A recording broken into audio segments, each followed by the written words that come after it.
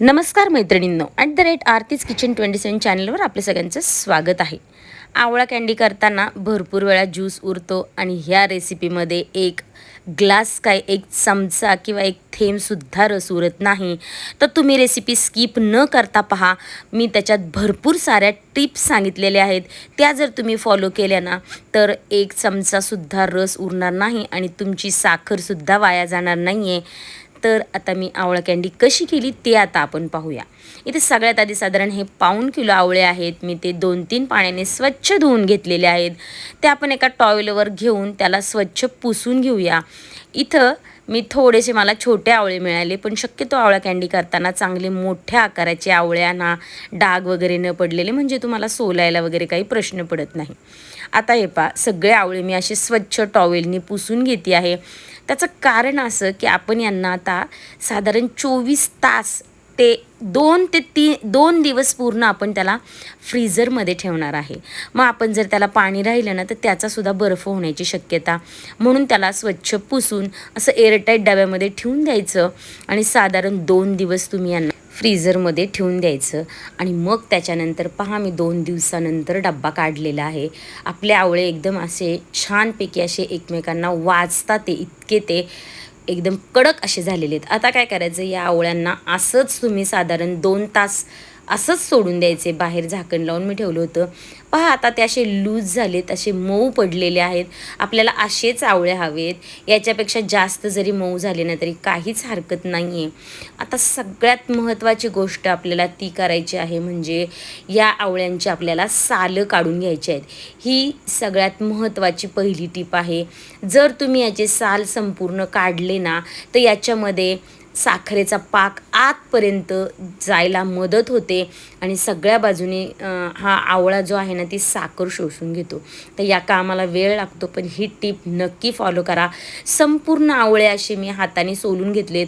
बरं, हे संपूर्ण आवळे सोलायला मला एक तास गेला असेल, पण आपल्याला काही गोष्टी चांगल्या हव्या असेल ना तर वेळ आपल्याला नक्की द्यावा लागतो. हे पिलरने सुद्धा तुम्ही त्याचे काढू शकता असे सालं. वेळ तसा लागत नाही आहे. तुम्ही नक्की मात्र ही टीप नंबर 1 समजा, ही टीप फॉलो केलीच पाहिजे तुम्ही, तरच तुमचा जो ज्यूस आहे ना तर तो कमी प्रमाणात निघेल. अशा प्रकारे मी सगळे आवळे आता सोलून घेतलेले आहेत. पाहू शकता तुम्ही, ते अजूनसुद्धा असे लूजच आहेत. आता ह्या सालला तुम्ही आहे ना छोलेच्या भाजीला किंवा वाळवून आहे ना तुम्ही केसांसाठी वगैरे लावू शकता. आता हे आपले सगळे आवळे आपल्याला स्टीम करून घ्यायचे आहेत. ते तसे मऊ लूज पडलेले आहेत. आपल्याला फक्त 10 ते 12 मिनटे ह्यांना असं स्टीम करून घ्यायचं आहे. काहीच वेळ लागत नाही आहे. 12-15 मिनटात एकदम छान मऊ असे आवळे होतात. आता कसे ओळखायचे पाहून घ्या. असे त्याचे ना त्याला चिरा पडलेल्या असतात, किंवा जर त्याला फोडला ना लगेच त्याचे 4 भाग असे होऊन जातात सुट्टे. पाहू शकता तुम्ही. आता आपले आवळे रेडी झालेले आहेत. लगेच तुम्ही आता गॅस ऑफ करा आणि त्यांना काढून घ्या. बरं, आता काढून घेतल्यानंतर अगदी थोडेसे कोमट झाले ना, म्हणजे खूप हाताला चटके बसणार नाही असे झाले की लगेच त्यामधली बी तुम्ही काढून घ्यायची आहे. कारण जर मग नंतर काय होतं, जर उशिरा काढली ना तर आपले आवळे तुटण्याची शक्यता असते. ही पण गोष्ट लक्षात ठेवा, म्हणजे तुमच्या अशा व्यवस्थित त्याच्या खापा पडतील.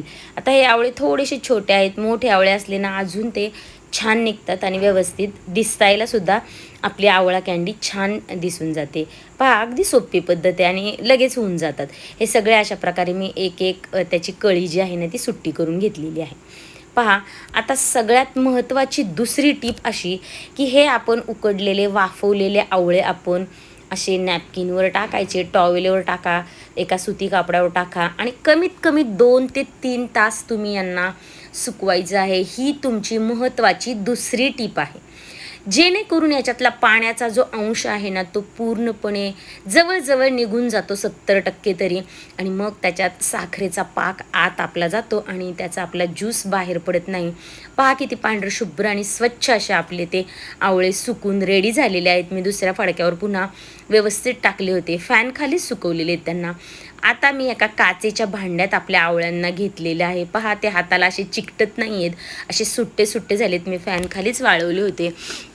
आता आपल्याला त्याच्यामध्ये साखर घालायची. आता 1 किलो आवळे असेल ना, साधारण अर्धा किलो साखर हवी आहे, पण मी त्याच्यापेक्षा कमीच साखर घेते आहे. साधारण 400 ग्रॅम साखर मी इथे घेतलेली आहे 1 किलो आवळ्यांसाठी. हे तुम्हाला मी माप सांगते, कारण माझे आवळे पाऊण किलो आहेत. आता मिक्स करताना स्टीलचा चमचा अजिबात वापरू नका, असा स्पॅच्युला वापरा, जेणेकरून त्या शिजलेल्या ज्या कळ्या आहेत ना आपल्या आवळा कँडी, ते तुटणार नाही. आणि विशेष म्हणजे असं स्टीलचं किंवा जर्मनचं कुठलंही भांडं वापरू नका, काचेचं किंवा प्लॅस्टिकचं भांडं वापरा. आता 3 दिवस आपल्याला साधारण ही आवळा कँडी अशीच ठेवायची आहे. आता दुसऱ्या दिवशी पहा, व्यवस्थित हे असं मिक्स करून घेतले तर संपूर्ण साखर विरघळून त्या आवळा कँडीत गेलेली पाहू शकता तुम्ही. बिलकुल त्याचा रस उरलेला नाही आहे, अगदी थोडासाच राहिलेला आहे. आता मी पुन्हा ठेवून देते आहे आणि तिसऱ्या दिवशी मी पुन्हा मिक्स करते आहे. तर पहा, आत्तासुद्धा आवळा कँडीच बिलकुल रस नाही आहे आणि चमचासुद्धा साधा त्याचा थोडासा ओलसर होतो आहे. अगदी हलक्या हाताने मिक्स करायचे. तुमची आवळा कँडी एकदम मऊ आहे, सॉफ्ट आहे. अगदी थोडासा रस तुम्हाला खाली दिसत असेल, पण आपल्याला अजून 1 दिवस तिला अशीच ठेवायची आहे. त्यामुळे ती अशी रसरशीत होती आहे, त्याच्या संपूर्ण साखर आतपर्यंत जाते आहे. आता लास्ट डे पहा, थोडीशी ती कडक व्हायला लागली आहे. लगेच संपूर्ण साखर त्याच्या आत गेलेली आहे. आवळा कँडी जवळजवळ आपली सुकायला लागली आहे, पाहू शकता तुम्ही. 1 चमचासुद्धा रस निघालेला नाही आहे. ह्या ज्या 2 महत्त्वाच्या टिप होत्या ना, की आवळे तुम्ही सुकवायचेत आणि त्याची सालं काढायचीत, ह्या 2 टिप्स तुम्ही नक्की फॉलो करा. 1 थेंबसुद्धा रस दिसत नाही आहे. आता सगळी ही आवळा कँडी घ्यायची आपण आणि आपल्याला तिला आता सुकवायची आहे. पहा, एकदम रसरशीत अशी झालेली आहे, आतपर्यंत त्याचा रस गेलेला आहे. ही आत्ताच इतकी टेस्टी लागते ना, त्याच्यात आत असा रस पूर्ण असा भरलेला आहे, पाहू शकता तुम्ही. आणि चवीला तर आत्ताच खूप भन्नाट लागते आहे सुकवायच्या अगोदरच. आता सुकवायला घेताना मी काय केलेलं आहे, इथं अशी एक परात घेतलेली आहे. मला 2 पराती लागल्या. तुम्ही तुमच्या चॉईसने तिला कशीही इथं लावा, फक्त एकमेकांना चिकटून राहतील अशा पद्धतीने तुम्ही ठेवू नका. का कारण की त्या जर चिकटल्या ना, तर व्यवस्थित सुकल्या जाणार नाही, ही गोष्ट लक्षात ठेवा.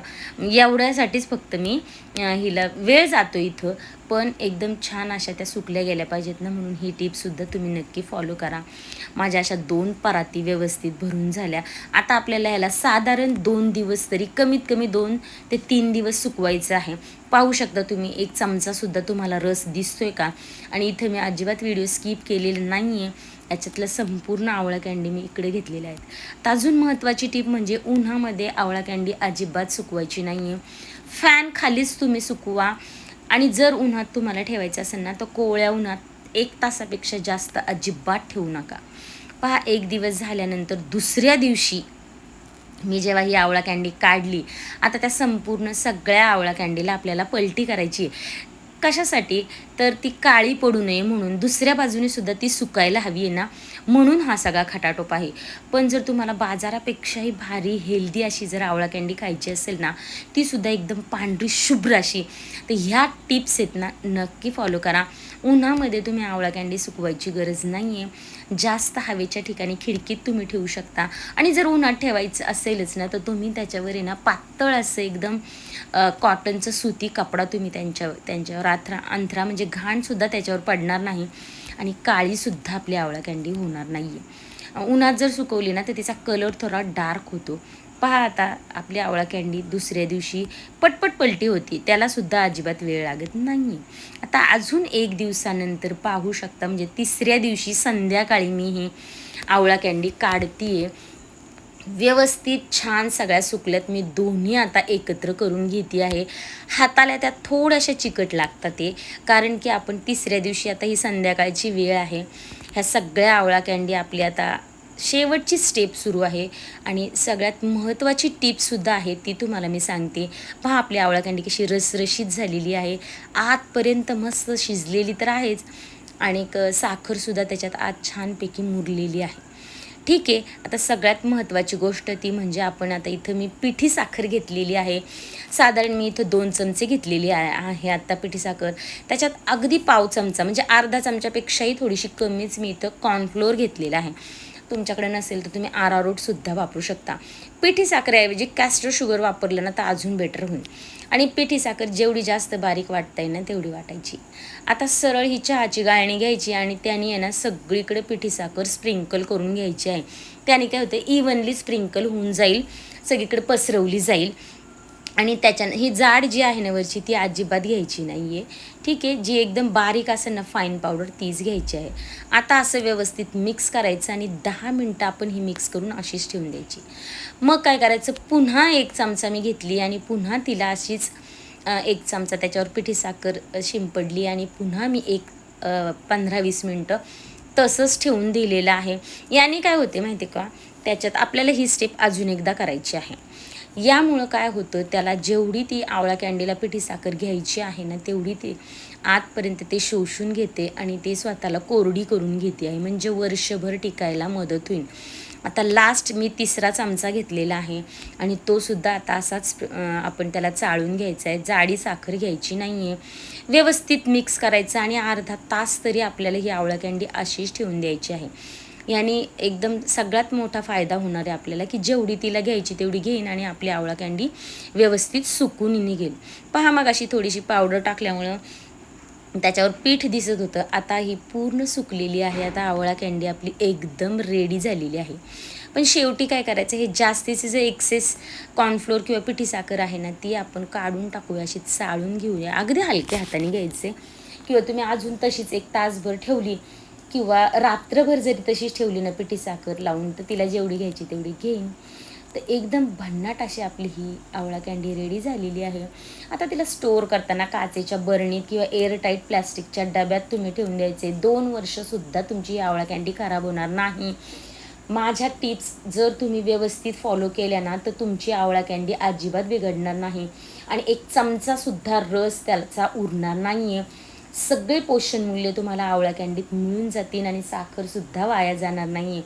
तेव्हा व्हिडिओ स्किप न करता आत्तापर्यंत पाहिला असेल ना तुम्ही, तर माझ्या व्हिडिओला लाईक, शेअर आणि सबस्क्राईब नक्की करा. स्टोअर तुम्ही तुमच्या आवडीनुसार करून ठेवून देऊ शकता. वर्षभर आपली मुलं आणि आपण त्यांचा स्वाद घेऊ शकतो. कशी वाटली रेसिपी? आवडली तर लाईक, शेअर, सबस्क्राईब नक्की करा. धन्यवाद.